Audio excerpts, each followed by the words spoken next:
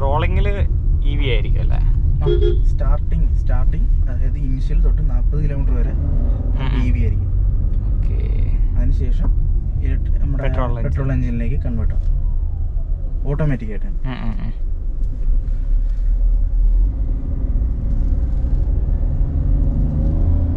അന്നേരം നമ്മൾ ഈ ഓടിക്കുന്ന വേരിയന്റ് ഏതാ? ഇത് ആൽഫ പ്ലസ് എന്ന് പറയും, ടോപ്പ് എൻഡ്.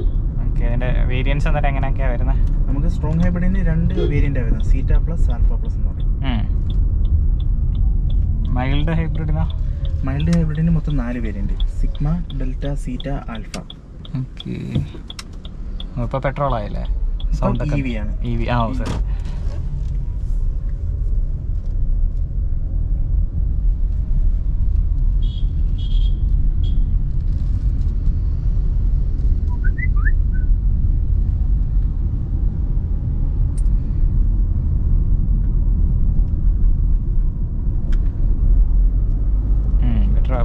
സ്റ്റാർട്ട് ആവും. അതെ അതെ.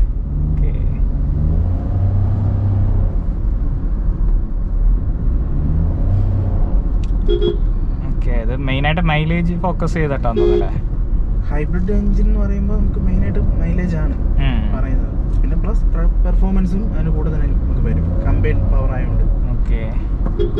ഇതിന്റെ ഇപ്പം എഞ്ചിൻ കപ്പാസിറ്റി ഒക്കെ എങ്ങനെയാണ്? 1500 cc. ഓക്കെ. 1.5 3 സിലിണ്ടറാ? 3 സിലിണ്ടർ.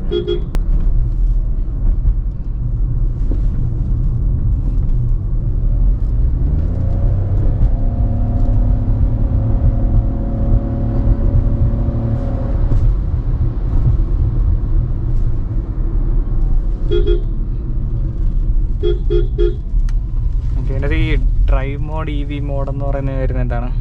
നമുക്ക് മൊത്തം 3 മോഡ്സ് വരുന്നുണ്ട്. ഈക്കോ മോഡ്, ഡ്രൈവ് മോഡ്, പിന്നെ ഇ വി മോഡ് എന്ന് പറയും. ഓക്കെ. അതിൽ ഇ വി മോഡ് വേണമെന്നുണ്ടെങ്കിൽ നമുക്കൊരു ബാറ്ററിയിൽ 60% ചാർജ് വേണം. അത് മാത്രമേ നമുക്ക് എങ്ങനെ അറിയാൻ പറ്റും ബാറ്ററി? നമുക്ക് ഇൻഡിക്കേഷൻ ക്ലസ്റ്ററിൽ നമുക്ക് ഇൻഫോടൈൻമെന്റിൽ കാണാൻ പറ്റും എത്ര ശതമാനം വരെ നമുക്ക് ബാറ്ററിയിൽ ചാർജ് ഉണ്ടെന്ന്. അതിൽ 60% ഉണ്ടെങ്കിൽ നമുക്ക് ഇ വി മോഡ് എനേബിൾ ആയിട്ട് വരും. ഓക്കെ. പിന്നെ ഉള്ളത് പവർ മോഡും നോർമൽ മോഡും ആയിരുന്നു. ഇപ്പം നമ്മൾ അന്നേരം ഇ വി ഞെക്കി കഴിഞ്ഞാൽ വരില്ല? ഇല്ല, കാരണം നമുക്ക് ഇപ്പം ഒരു 40% മാത്രമേ ഉള്ളൂ ചാർജ്. ആ റണ്ണിങ്ങിൽ തന്നെ നമുക്ക് റീജനറേറ്റീവ് ആയിട്ടും നമുക്ക് ഈ എൻജിൻ തന്നെ ഒരു ജനറേറ്റർ ആയിട്ടാണ് വർക്ക് ചെയ്യുന്നത്. അപ്പം അതിൻ്റെ പവർ വെച്ച് ബാറ്ററി ഓട്ടോമാറ്റിക്കായി ചാർജ് ആയിക്കോളും. ഓക്കെ. പിന്നെ പവർ മോഡ് ഉണ്ടല്ലേ? പിന്നെ പവർ മോഡ്.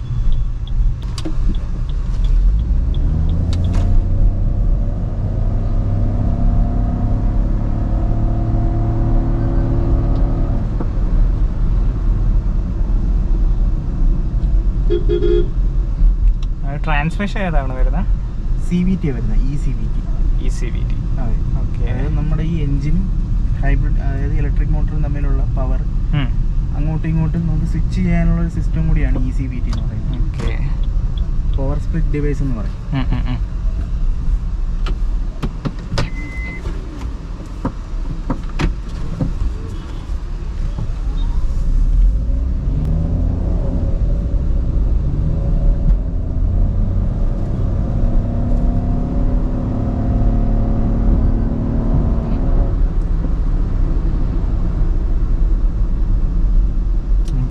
ഒരു ഫ്യൂൽ എഫിഷ്യൻസി ഒക്കെ എങ്ങനെയാണ് ക്ലെയിംഡ്? നമുക്ക് 27.97 ആണ് നമുക്ക് ക്ലെയിം ചെയ്തിരിക്കുന്നത്. ഓക്കെ. അത് ARI സർട്ടിഫൈഡ് ആയിട്ടുള്ള? അതെ. ഓക്കെ. അപ്പം ഒരു റിയൽ വേൾഡ് നിങ്ങളുടെ കസ്റ്റമേഴ്സ് ഒക്കെ എന്താ പറയുക? കസ്റ്റമേഴ്സ് 27 എബോവ് കിട്ടുന്നവരാണ് കൂടുതലും നമുക്ക് പറഞ്ഞിട്ടുള്ളത്. കുറവ് കിട്ടുന്നവർ പറയണ്ട, അതായത് 25, 26 റേഞ്ച് കിട്ടുന്നവരുണ്ട്, 30 അതിന് എബോവും കിട്ടുന്ന കസ്റ്റമേഴ്സിന്റെ ഫീഡ്ബാക്ക് നമുക്ക് വന്നിട്ടുണ്ട്. ഓക്കെ. അത് പല ടെറൈനിൽ ഓടിക്കുന്നവരാണ്, അതായത് ഹിൽ ഏരിയ ആ ഒരു റേഞ്ചിൽ ഓടിക്കുമ്പോഴാണ് കൂടുതൽ നമുക്ക് ഫ്യൂൽ എഫിഷ്യന്റ് കിട്ടുന്നതായിട്ടുള്ള പറഞ്ഞിട്ടുള്ളത്. ഓക്കെ. പിന്നെ ലോങ് ഡ്രൈവ് പോകുമ്പോഴും. അതിനിപ്പം പ്രൈസിങ് ഒക്കെ എങ്ങനെയാണ് വരുന്നത്? പ്രൈസിങ് നമുക്ക് ബേസ് മോഡൽ സീറ്റ പ്ലസ് എന്ന് പറയുന്ന വേരിയന്റ്, അത് ഓൺ റോഡ് വരുമ്പോൾ 22.62 വരും. On road. അതെ ഓൺ റോഡ്. അത് ഈ രണ്ട് വേരിയന്റ് ഉണ്ടെന്ന് തുടക്കത്തെ ഫസ്റ്റ് വേരിയന്റ്. ടോപ്പ് എൻഡ് ആകുമ്പോൾ നമുക്ക് 24.45 വരും. 24. ഓക്കെ. നിങ്ങളുടെ ആയിട്ടുള്ള ഓഫേഴ്സ് കാര്യങ്ങൾ എന്തെങ്കിലും? ഓഫേഴ്സ് നമുക്കിപ്പോൾ ഈ മാസം കൺസ്യൂമർ ഓഫർ ആയിട്ട് 15 വരുന്നുണ്ട്. 15K. ഇപ്പം ഈ 24 മോഡൽസ് ആണോ? എല്ലാ മോഡൽസും. ഓക്കെ. അത് പ്ലസ്, അതായത് 50,000 പ്ലസ് നമുക്ക് എക്സ്റ്റൻഡഡ് വാറന്റി വരുന്നുണ്ട്. അത് നമ്മൾ ഫ്രീ ആയിട്ട് കൊടുക്കണം. ഒരു 45,000 രൂപ കോസ്റ്റ് വരും. അത് നമ്മൾ ഫ്രീ ആയിട്ട് കൊടുക്കും. ശരി. പിന്നെ എക്സ്ചേഞ്ച് ഉള്ള കസ്റ്റമറിനാണെങ്കിൽ 50,000 രൂപ എക്സ്ചേഞ്ച് ബോണസ് ആയിട്ട് കൊടുക്കും. ലൈക്ക് നിലവിൽ ആ ഒരു വണ്ടിയുടെ പ്രൈസിന്റെ കൂടാതെ നമുക്ക് 50,000 രൂപ എക്സ്ട്രാ കൊടുക്കും. ഓക്കെ. മൊത്തം വരുമ്പോൾ നമുക്കൊരു 1.5 ലക്ഷം രൂപയ്ക്ക് അടുത്ത് ഓഫർ വരും, ടോട്ടൽ ഓഫർ ആയിട്ട് നോക്കുവാണെങ്കിൽ. ഓക്കെ.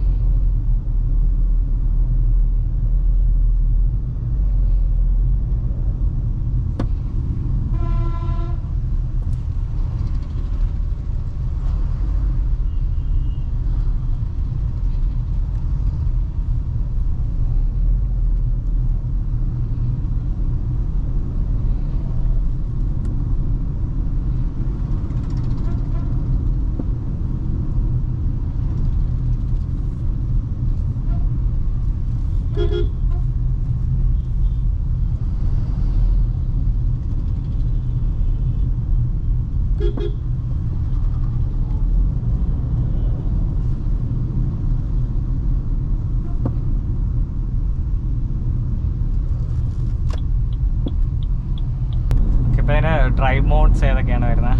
ഡ്രൈവ് മോഡ്സ് മൊത്തം 3 മോഡുകളാണ് വരുന്നത്. നോർമൽ, ഈക്കോ, പവർ എന്ന് പറയുന്നത്. ഓക്കെ. ബട്ടൺ വെച്ചിട്ടാണല്ലോ? അതെ ബട്ടൺ. ആ ഡ്രൈവ് മോഡ് എന്ന് പറയുന്നത് ഡ്രൈവ് സെലക്ടർ ആണ്. ഓക്കെ.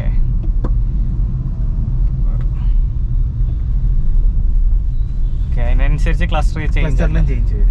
ഓക്കെ. ഈ ലെഫ്റ്റ് സൈഡിലെ ഇൻഡിക്കേഷൻ നമ്മുടെ ആക്സിലറേറ്റർ, ത്രോട്ടിൽ ഇൻപുട്ട് അനുസരിച്ച്. അതെ ഒരു RPM പോലെ കാണിക്കുന്നു. ഓക്കെ. അല്ല സെപ്പറേറ്റ് RPM ഗേജ് ഇല്ല? RPM ഗേജ് ഇല്ല. നമ്മൾ കൊടുക്കുന്ന ആ ഒരു പവറിന്റെ ഫ്ലോ ആയി കാണിക്കുന്നത്. ഓക്കെ. തിരിച്ചിപ്പോ റിവേഴ്സ് ആകുമ്പോൾ ചാർജിങ് ആണ്. അതെ, റീജനറേറ്റീവ് തന്നെ കാണിക്കും. മൂന്നായിട്ട് സ്പ്ലിറ്റ് ചെയ്തേക്കുക. ഒന്ന് റീജൻ, പിന്നെ ഈക്കോ, പവർ. സിമിലർ ആനിമേഷൻ ഇതിന്റെ അകത്ത് അതെ, ആനിമേഷനും വരും. റിവേഴ്സ് ആകും.